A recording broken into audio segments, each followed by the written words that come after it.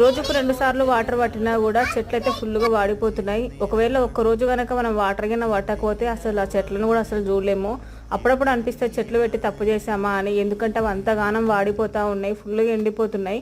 మేమైతే మార్నింగ్ ఒకసారి ఈవినింగ్ ఒకసారి 2 టైమ్స్ పడుతున్నాము. మార్నింగ్ పడితే ఈవినింగ్ వచ్చేసరికి అవి ఫుల్గా వాడిపోతూ ఉన్నాయి, అంత ఎండలు కొడుతున్నాయి.